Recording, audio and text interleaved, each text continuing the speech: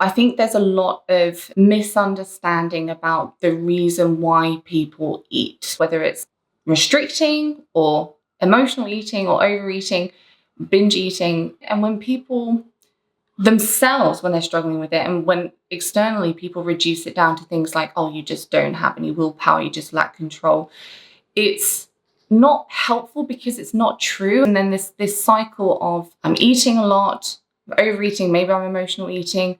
Oh, then the narrative comes in of, oh, I lack willpower, I'm greedy. And then there's the guilt and the shame. I've just got to be more disciplined and maybe start to restrict. And anyone that's ever been in that cycle, that space, can tell you that it's really unusual for something to change in that. And having all of this stigmatization and misinformation around it is so unhelpful, because first it leads people to be secretive, so they don't reach out for help. And I know that for a fact because clients tell me that all the time. It robs someone of the opportunity to explore what's really going on. Because once you know what's really going on, the likelihood is you can probably do something about it. If any advice is given or information is given, the first question is that relevant to that person? If that person were able to do that, would it actually help them? Does it address the root or the roots for them? But let's say that that's a given, which it isn't always. Then it's a case of, well, is that person able to do that? And the answer might be yes or no. When I was doing my psychology work for eating disorders, I fell into the same trap because I came from a science background, and then it was nutrition, which is very science-based. And then I started doing my psychology work for eating disorders. And when I was writing one of these papers, we got given a case study and they said, how would you help this person? And I just wrote out all of the things that would be helpful for that person to do. It was correct, but that paper came back with just red everywhere. It's the first time in my life that I'd received a paper back and they were like, not acceptable, needs to be done again. And the thing that I had missed, which I learned in that training, is yes, you might be able to tell someone what would be helpful for them to do, but then how are you going to help them to actually do that? And that is crucial. It's crucial. People tend to know as well what's helpful for them to do. That tends to not be the issue. You know, when clients come to me, they know more about nutrition and health and staying fit than the vast majority of the population. It's not a knowledge issue. It's an application issue. And sure, you say just try harder, but you just keep running around the same circle again and again and again. Nothing will change. Let's say that someone has a goal weight, right? Say 150 pounds, that's my goal. They're very clear on it, but they don't have clarity on that goal because, okay, 150 pounds, fine. How will you maintain that? Have you considered that? What's it going to be like to maintain that? What are you going to have to do to maintain that? The accurate picture of reaching that goal and maintaining that goal, do you actually understand what that's going to be like? Because the answer to that is often no. The typical story that people come with is, I have been trying to lose weight for years. I'm not any closer to it. I'm actually further away. And I recognize that now, and I'm willing to accept that now, that I'm further away and whatever I'm doing is not working. They tend to have been binge eating and dieting and thinking about food constantly and having intense cravings for a long time, up until the point that they're knocking on our door. They've typically had the narrative of, I like food too much, I lack willpower, I've just got to try harder, I've just got to gain more control. If you put the body as the focus, then it perpetuates the disordered eating that they're trying to get away from. The bottom line is that people that are struggling with disordered eating, dieting, trying to lose weight, binge eating, all of that comes along with them, one of the main drivers typically is, I want to change my body. So the way to speak to people before things get really out of hand, which is the aim, in order to speak to those people, you have to appeal to what it is that they want, which is to change their body. But at the same time, being careful not to propagate this idea of that's the focus, the body is the focus, the body is the focus, because if the body continues to be the focus in terms of, I need a different body because then I'll be confident, then I'll be out living my life, then I'll be this amazing person, then I would have accomplished what I set out to do, then I'll be perfect, all that stuff. If that remains the focus, then someone is not moving away from their difficult relationship with food. It's a tricky one, but we have to balance those because they want it, but they don't realize just how much it's a part of the problem. People will often see it, especially in the early stages of when disordered eating is developing, as wanting to lose weight and hanging all my confidence on that, putting my life on hold until I've lost weight. That makes perfect sense to me. That's something I want to strive to. I want to reach that goal. It's this binge eating stuff and like overeating that I want to get rid of. That's the problem. So, yeah, that feels like the problem, but the trouble is they're connected. But people, again, in a very, and I've been there, in a reductionist mindset, just see, I don't want to binge eat because that leads me away from my goal. Let's just get rid of this one part, like you can almost do that. But again, like I said, it doesn't work like that. You can't just get rid of binge eating and keep everything else. Someone's come and they're aware that managing their stress might be helpful for their relationship with food. Typically, and I can only speak typically, it's because they've noticed some relation with emotional eating. Like, oh, when I get stressed, I eat. I'm totally generalizing now. But then what's common is, okay, I've noticed that I want to eat when I'm stressed. And so logically, I need to find other stuff to do when I'm stressed. The trouble is for some people is that this can enter into a space of I'm trying to replace food psychologically. And sometimes just that alone, that idea of I'm not going to have food, I'm going to do something else instead, makes someone want to eat more because it puts it on this pedestal. Again, I'm talking in general terms, but these are the kind of things with people's relationship with food, which are the pitfalls. It's so frustrating when you're in it. You're like, I'm trying to do the right thing. I've noticed I eat when I'm stressed, so I'm going to do deep breathing instead. A different kind of issue pops up somewhere. That's really disheartening when that happens. It's really demotivating. And again, it can feed into this narrative of there's something wrong with me. I just like food too much. I'm never going to get out of this. But in reality, someone's relationship with food and shifting it is like this beautiful web, if you like, with lots of things interconnecting. Knowing the web is really important. One, so you don't blame yourself when things don't go as you thought that they would. And two, so you actually know what's actually going to fundamentally help. Using the stress example, what about, hey, I feel stressed quite often. Yes, I eat in response to that to calm myself down. And my goal there is to feel less stressed. So why don't I just focus on, regardless of what I eat, why don't I just focus on that need that I have and see what happens? That tends to be a lot more effective than I'm going to replace food with something else. The food is not the problem. People do say it. People do hear it. But when you know, you know. When you're out of it, or when you're becoming out of a disordered relationship with food, it's like, oh, yeah, it really had nothing to do with food. But man, it felt like it was about food. It really felt like it was about food because people have got hunger, they've got cravings, they've got thoughts of food. It really seems like it's about the food. But when we're working with clients, the initial step is we're looking at food in really general terms. And most often it's to lead people away from nutrition and focusing so heavily on that. But that's a separate subject. And then after that, we don't really talk about food for 90% of the time. But that works. So what does it tell you? I came across something last night which explains this hopefully really well. It's called systems thinking. Systems thinking is noticing that things aren't being in isolation.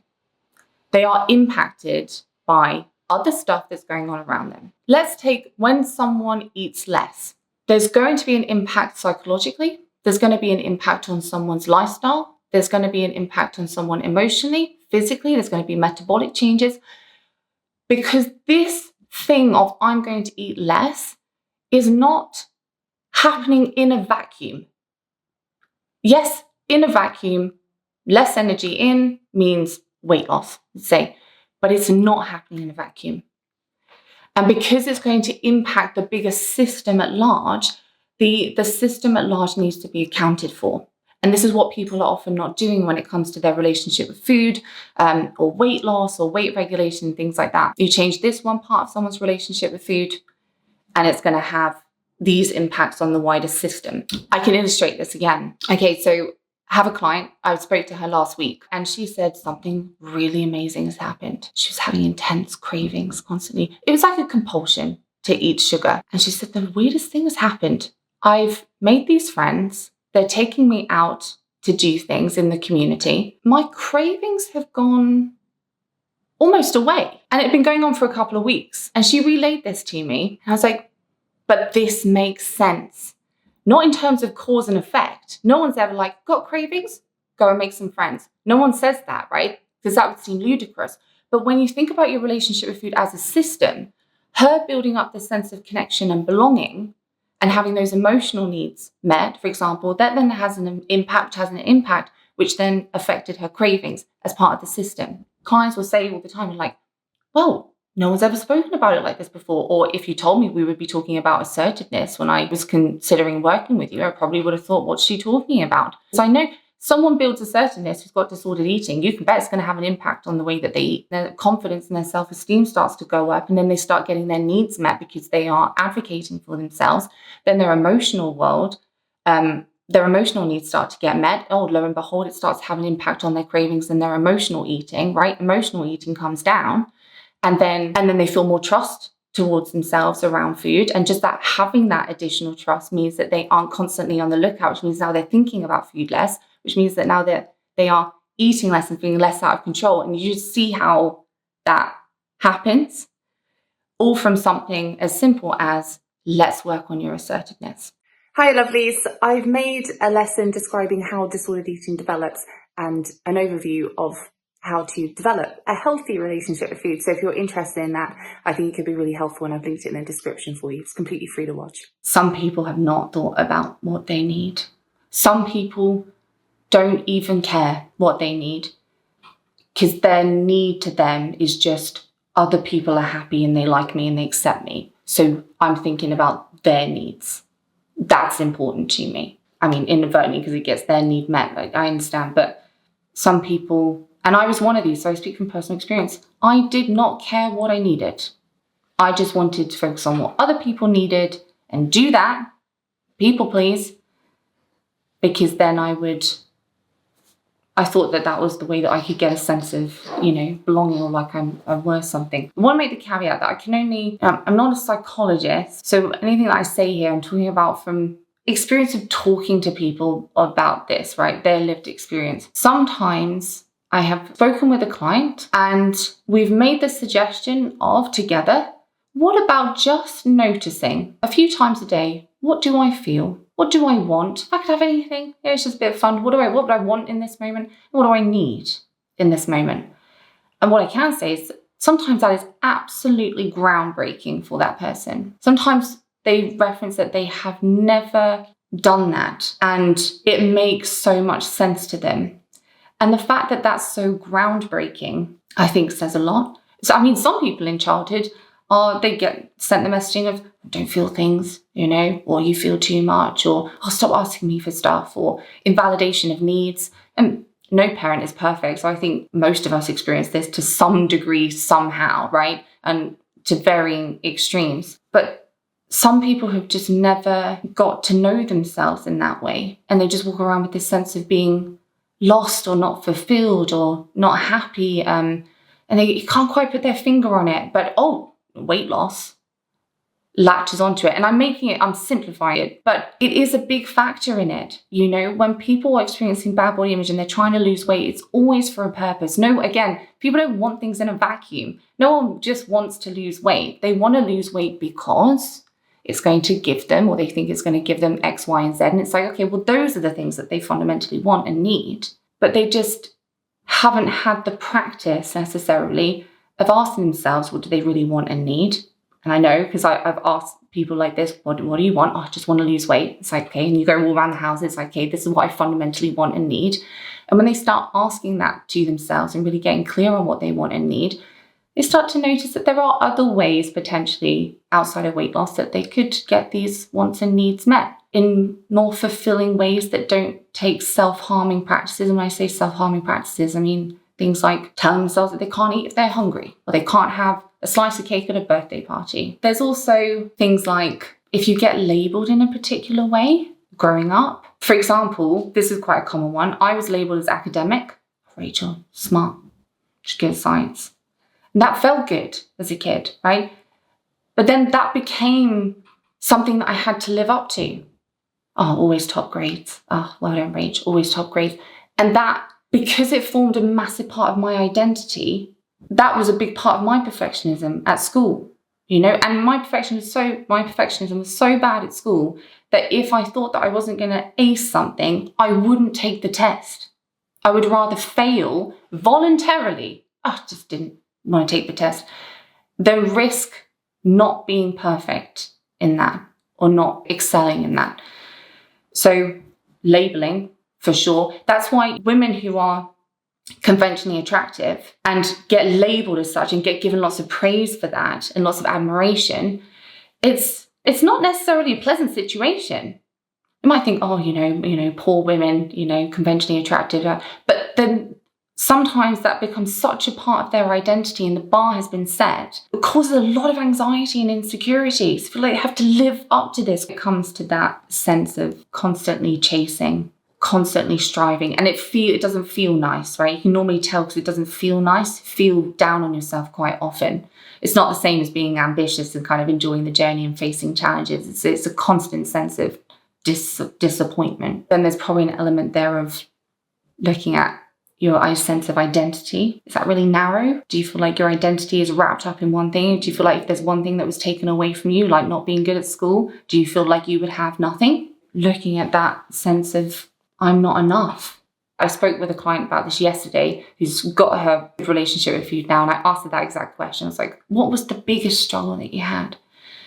And she said, accepting not ever being perfect. That was her biggest struggle to get to that point. Accepting that she will never be perfect. Also accepting that trying to be perfect at whatever it was that she was doing was actually hindering her. And that was her biggest struggle. Changing basically the framework from which she operated from in life. She mentioned during her time with us that she had that deep sense of I'm not enough. Perfectionism, trying to be perfect, seems this great antidote for not feeling enough. Some people, was for me, it's a great antidote. It's like, well, no one can tell me I'm not enough if I'm perfect. I don't think anyone's really thinking this, like thinking that specific thought. It tends to come up in like a sense.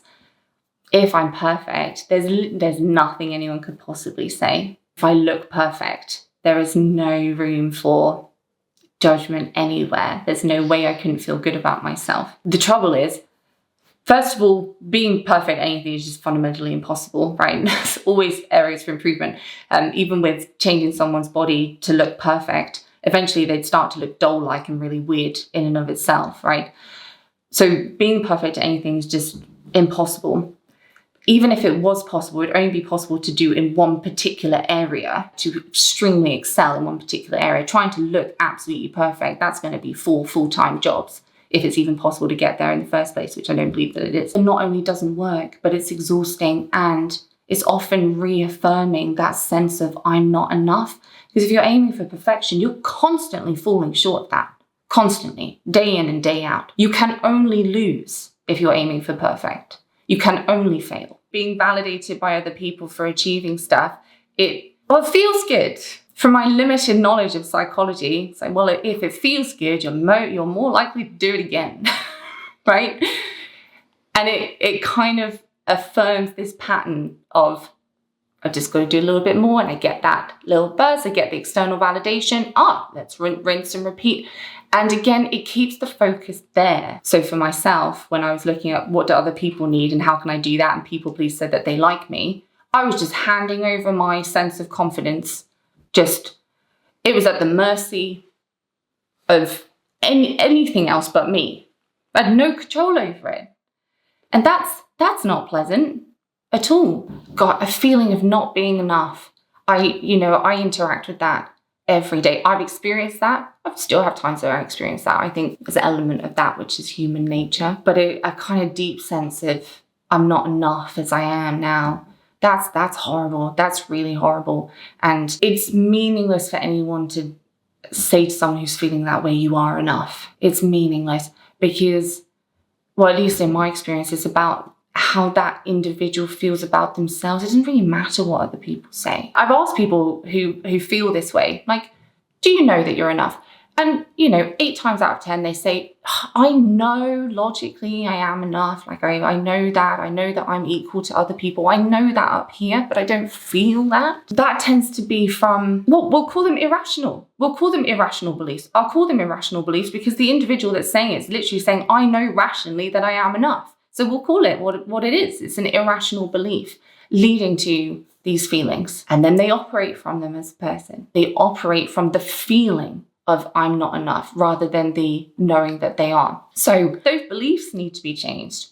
And changing a belief, in my experience, is not just telling yourself all day long, I am enough, I am enough, I am enough. Like, beliefs require evidence. So if someone knows logically that they are enough, but they don't feel it, a suggestion that I would probably give is know that this is not going to be a rational discussion in your mind. It may not be as simple as affirmations. Some people get on great with affirmations, but it may not be as simple as affirmations. It may require day in, day out evidence gathering of, I did good here, or I was nice here, or just evidence for whatever being enough means to that person. And that's a good place to start. What does that even mean to you? What does it mean to be enough, right? How would you know that you were enough? Those kind of questions are difficult often for people to answer. But how would you know when you've arrived and you are enough? It's a good question for someone that has perfectionist tendencies because often they can start to notice that the train that they're on of always trying to achieve, do more, be more, look more perfect. Also, when will that train end? What needs to happen for you to arrive and say, I made it?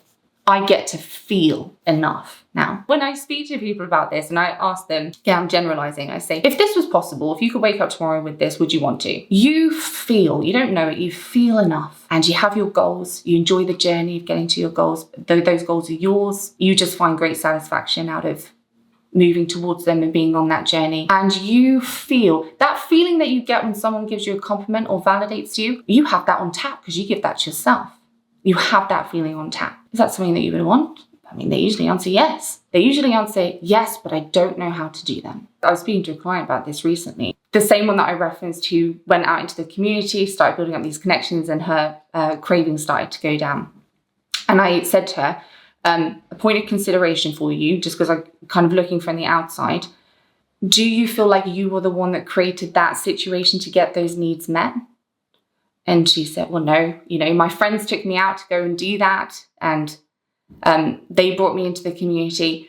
I was like, do you think that it puts your needs in a vulnerable position to have it dependent on someone else's doing in your mind? She's like, oh, yes, actually, that's true. So it's like, what did you do? What was your part? What did you do that allowed you to start to build up a sense of community and get those needs met? Because that's the part that you're going to have control over for the rest of your life. Having it dependent on maybe people will invite me out or maybe they won't, again, puts you in an extremely vulnerable position. The way that I work, and it's probably the same for anyone that's helping people to gain a healthy relationship with food, it's not just that people gain a healthy relationship with food and they move past disordered eating.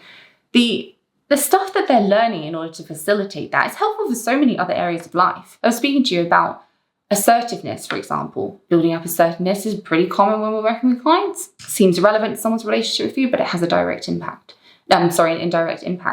Well, assertiveness is helpful in life. And I say this to some clients who are going through maybe we'll call it a grieving period of, I've wasted so much time doing the wrong thing in their mind in terms of their disordered eating practices. One of the silver linings in having had disordered eating and then developing a healthy relationship with food intentionally, not stumbling across it some way, somehow, but developing it, is that you're in the fortunate position that you know why you have a healthy relationship with food.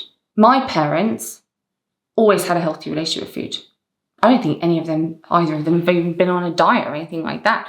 Always had a healthy relationship with food, but I suffered immensely with eating disorders. The reason I mention that is potentially if they had suffered with an eating disorder and developed a healthy relationship with food and they knew why they had a healthy relationship with food, maybe they would have been able to impart some of that. Maybe, who knows? I don't know. But the beauty of knowing why your relationship with food is good and why it wasn't good, there's a sense of security that comes with that. Like, for myself, I feel less at risk of developing an eating disorder, even though I had them for 15 years, than someone who's never struggled with food, because I know why. And I'd have to intentionally start going back to that place. And so I do consider it a massive silver lining. And a lot of clients do, a lot of people who I know that have developed a healthy relationship with food do consider it a silver lining, because it's things that you can maybe pass on to your children and support them in developing a healthy relationship with food because you know how, or friends that are struggling, or just your own sense of security on it. There's a lot of work that our clients do, a lot of things that they become aware of, a lot of skills that they build, a lot of tools that they gain a lot of understanding about themselves that they might not have gained if they'd never struggled. We kind of look through that lens as often as possible. There's silver linings.